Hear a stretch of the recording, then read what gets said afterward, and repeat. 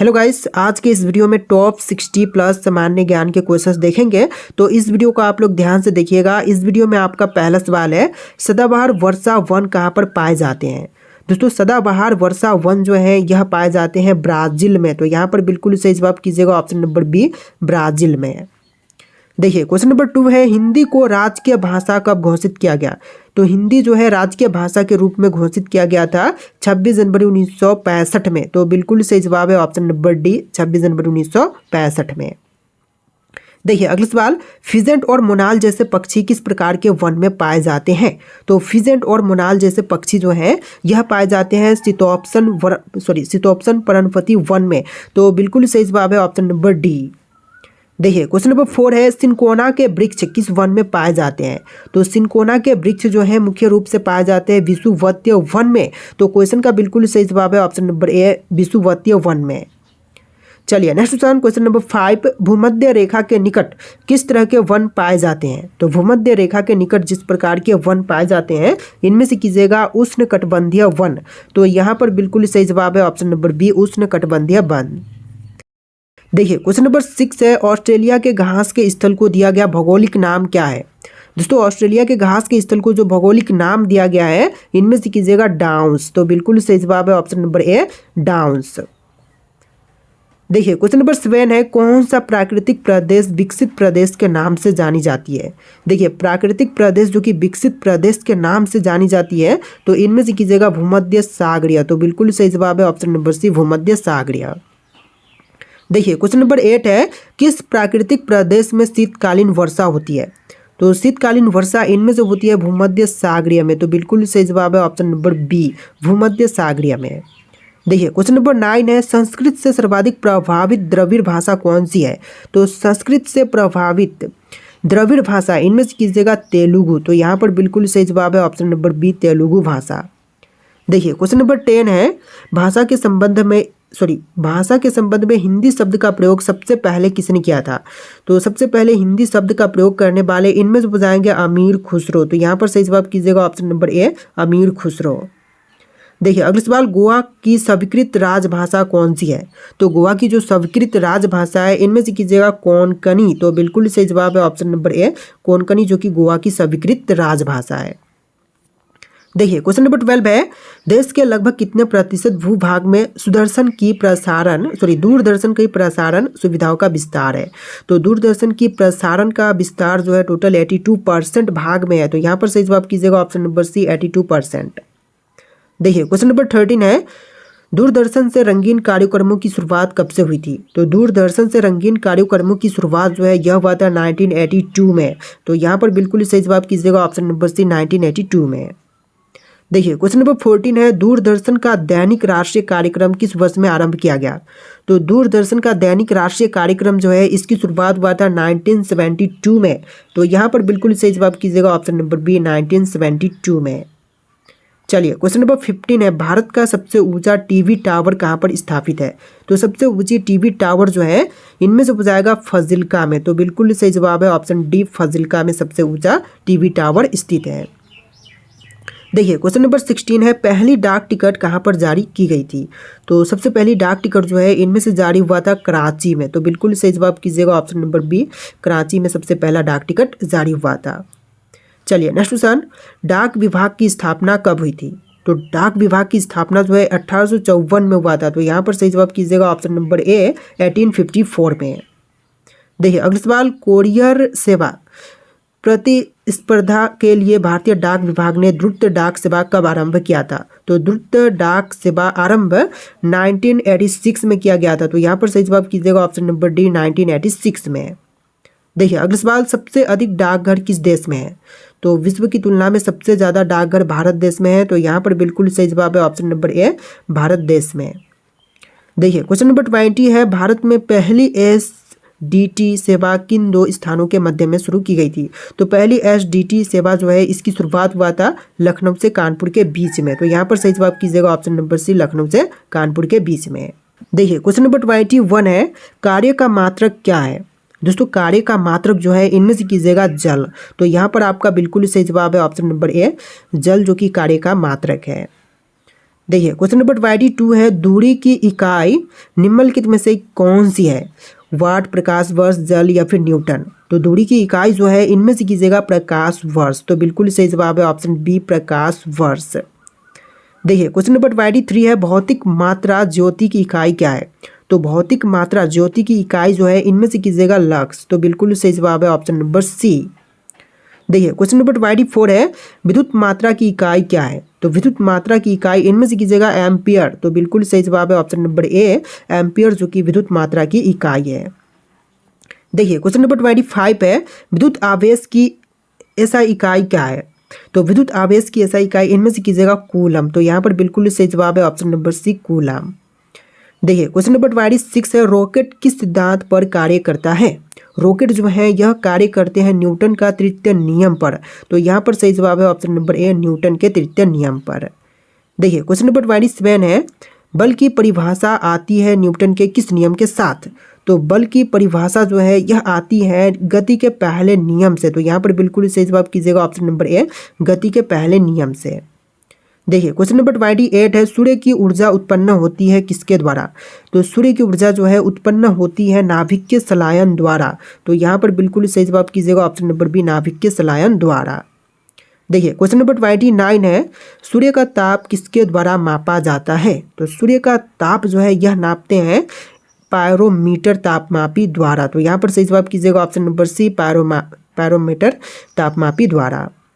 देखिए question number 30 है, पानी का घनत्व किस ताप पर अधिकतम होता है? दोस्तों पानी का घनत्व जो है यह सबसे अधिक होती है 4 डिग्री सेल्सियस पर।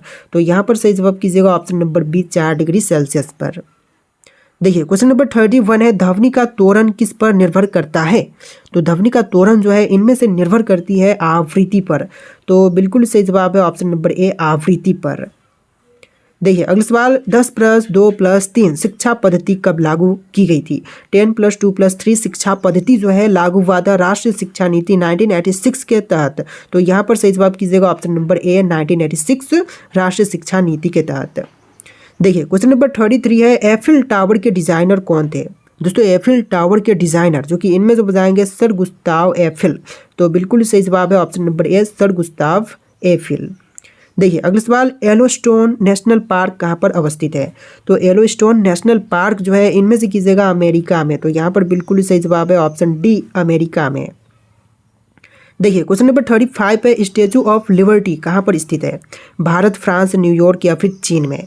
तो स्टैचू ऑफ लिबर्टी जो है इनमें से कीजिएगा न्यूयॉर्क में। तो बिल्कुल सही जवाब है ऑप्शन नंबर सी, न्यूयॉर्क में। देखिए अगला सवाल, बीजापुर अपने किस चीज़ के लिए प्रसिद्ध है? तो बीजापुर जो है यह प्रसिद्ध इनमें से कीजिएगा गोल गुब्बज के लिए। तो यहाँ पर बिल्कुल सही जवाब है ऑप्शन नंबर बी, गोल गुब्बज के लिए। देखिए अगला सवाल, भारत में सबसे योजनाबद्ध बसा हुआ शहर कौन सा है? सबसे योजनाबद्ध बसा हुआ शहर इनमें से कीजिएगा चंडीगढ़। तो बिल्कुल सही जवाब है ऑप्शन सी, चंडीगढ़। चलिए क्वेश्चन नंबर 38 है, पीसा की मीनार किस देश में अवस्थित है? तो पीसा की मीनार इनमें से कीजिएगा इटली में। तो बिल्कुल सही जवाब है ऑप्शन बी, इटली देश में स्थित है पीसा की मीनार। देखिए क्वेश्चन नंबर 39 है, जेरूसलम के लोगों का तीर्थ स्थल है। दोस्तों जेरूसलम के लोगों का तीर्थ स्थल इनमें से कीजिएगा सभी, जैसे कि ईसाइयों का, बुद्धियों का और मुसलमानों का, सभी लोगों का जेरूसलम जो है तीर्थ स्थल है। देखिए अगला सवाल, महाबलीपुरम केरा मंदिरों का निर्माण किसके द्वारा करवाया गया था? तो महाबली के केरा मंदिरों का निर्माण जो है करवाने वाले इनमें से बताएंगे पल्लव। तो यहाँ पर बिल्कुल सही जवाब कीजिएगा ऑप्शन नंबर डी। देखिए अगला सवाल, धर्मराज रथ स्मारक कहाँ पर स्थित है? तो धर्मराज रथ स्मारक जो है इनमें से कीजिएगा महाबलीपुरम में। तो बिल्कुल सही जवाब है ऑप्शन नंबर सी। देखिए अगला सवाल, अमरनाथ गुफा कहाँ पर स्थित है? दोस्तों अमरनाथ गुफा जो है इनमें से कीजिएगा जम्मू कश्मीर में। तो यहाँ पर आपका बिल्कुल सही जवाब है option number A, Jammu Kashmir में। देखिए अगला सवाल, विश्व का सबसे ऊंचा कहा जाने वाला विश्व शांति स्तूप बिहार में कहाँ पर है? तो विश्व शांति स्तूप जो है बिहार में, यह राजगीर में है। तो यहाँ पर सही जवाब कीजिएगा ऑप्शन नंबर सी, बिहार के राजगीर में। देखिए अगला सवाल, आगा खान पैलेस महाराष्ट्र के किस शहर में स्थित है? तो आगा खान पैलेस जो है इनमें से कीजिएगा पुणे में। तो यहाँ पर आपका बिल्कुल सही जवाब है ऑप्शन नंबर ए, पुणे में। देखिए अगला सवाल, उज्जैन का प्राचीन काल में क्या नाम था?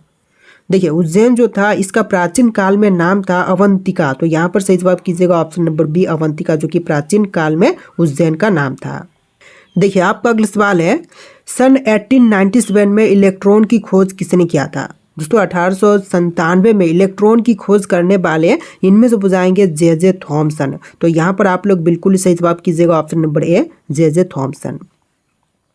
देखिए अगला सवाल, नीसी जनजाति भारत के किस राज्य में पाई जाती है? दोस्तों नीसी जनजाति जो है यह भारतीय राज्य अरुणाचल प्रदेश में पाई जाती है। तो यहाँ पर बिल्कुल सही जवाब कीजिएगा, option number B Arunachal Pradesh में। देखिए अगला सवाल, परमाणु अभाज्य है यह किसने प्रस्तावित किया था? तो परमाणु अभाज्य है यह प्रस्तावित करने वाले इनमें से बुझाएंगे डाल्टन। तो बिल्कुल सही जवाब कीजिएगा, ऑप्शन नंबर ए डाल्टन। देखिए क्वेश्चन नंबर 4 है, हीरा क्या है? दोस्तों हीरा जो है यह क्या है? तो हीरा जो है एक तत्व है। तो यहाँ पर सही जवाब कीजिएगा, ऑप्शन नंबर ए एक तत्व। देखिए अगला सवाल, परमाणु संरचना का मॉडल किसने विकसित किया था? तो परमाणु संरचना का मॉडल प्रस्तुत करने वाले इनमें से बुझाएंगे बोहर तथा रदरफोर्ड। तो यहाँ पर बिल्कुल सही जवाब कीजिएगा, ऑप्शन नंबर सी। देखिए अगला सवाल, गैस इंजन की खोज किसने की थी? दोस्तों गैस इंजन की खोज करने वाले इनमें से बुझाएंगे डैमलर। तो बिल्कुल सही जवाब है ऑप्शन सी, डैमलर ने गैस इंजन की खोज किया था। देखिए अगला सवाल, बैटरी का आविष्कार किसने किया था? तो बैटरी के आविष्कारक इनमें से बुझाएंगे वोल्टा। तो यहाँ पर सही जवाब कीजिएगा, ऑप्शन नंबर ए वोल्टा, जिन्होंने बैटरी का आविष्कार किया था। देखिए आपका अगला सवाल, सूर्य के किरणें कितने रंग सूर्य के किरणों में कितने रंग होते हैं? तो सूर्य की किरणों में टोटल रंग होते हैं 7। यहाँ पर सही जवाब कीजिएगा, ऑप्शन नंबर सी 7 रंग। देखिए अगला सवाल, सूर्य द्वारा उत्सर्जित प्रकाश का रंग कैसा होता है? तो सूर्य से उत्सर्जित प्रकाश का रंग जो है यह सफ़ेद होता है। तो यहाँ पर सही जवाब कीजिएगा, ऑप्शन नंबर ए सफ़ेद। देखिए क्वेश्चन नंबर 10 है, मनुष्य की खोपड़ी में कितनी अस्थियाँ होती हैं? तो मनुष्य के खोपड़ी में अस्थियाँ होती हैं टोटल 8। यहाँ पर सही जवाब कीजिएगा, ऑप्शन नंबर ए 8 अस्थियाँ होती हैं। देखिए अगला सवाल, मनुष्य में कितने जोड़ी कपाल तंत्रिका पाई जाती है? तो कपाल तंत्रिका जो है टोटल 12 जोड़ी पाई जाती है। यहाँ पर सही जवाब कीजिएगा, ऑप्शन नंबर बी 12 जोड़ी। देखिए अगला सवाल, मानव हृदय में कक्षा की संख्या कितनी होती है? तो मानव हृदय में कक्ष जो है टोटल 4 होते हैं। तो यहाँ पर सही जवाब कीजिएगा, ऑप्शन नंबर ए 4 कक्ष होते हैं मानव हृदय में। देखिए क्वेश्चन नंबर 13 है, रक्त जमने में किस तत्व की भूमिका ज़्यादा होती है? तो रक्त जब जमती है इसमें सबसे अधिक भूमिका जो है Ca की होती है। तो यहाँ पर सही जवाब कीजिएगा, ऑप्शन नंबर बी। देखिए अगला सवाल, मानव रक्त का पीएच मान कितना होता है? तो मानव रक्त का पीएच मान जो है 7.4 होता है। तो यहाँ पर सही जवाब कीजिएगा, ऑप्शन नंबर ए 7.4। देखिए अगला सवाल, लायन फिश किसे कहा जाता है? तो लायन फिश जो है इनमें से कहते हैं टेरोइस वेलियंस को। तो यहाँ पर सही जवाब कीजिएगा, ऑप्शन नंबर बी टेरोइस वेलियंस, जो कि लायन फिश कहलाती है। देखिए अगला सवाल, भारत में जंगली गधे कहाँ पर पाए जाते हैं? तो जंगली गधे जो हैं यह पाए जाते हैं कच्छ के रण में। तो यहाँ पर सही जवाब कीजिएगा, ऑप्शन नंबर बी कच्छ के रण में। देखिए अगला सवाल, हाथी किस राष्ट्रीय उद्यान में पाया जाता है? तो यहाँ पर आपके ऑप्शंस हैं, इनमें से राइट आंसर आप लोग कमेंट कीजिएगा कि हाथी जो है किस राष्ट्रीय उद्यान में पाए जाते हैं। और इस वीडियो में टोटल 60+ क्वेश्चन थे। आप लोग इस वीडियो को लाइक करके चैनल को सब्सक्राइब कर लीजिएगा। चलिए फिर मिलते हैं नए वीडियो में।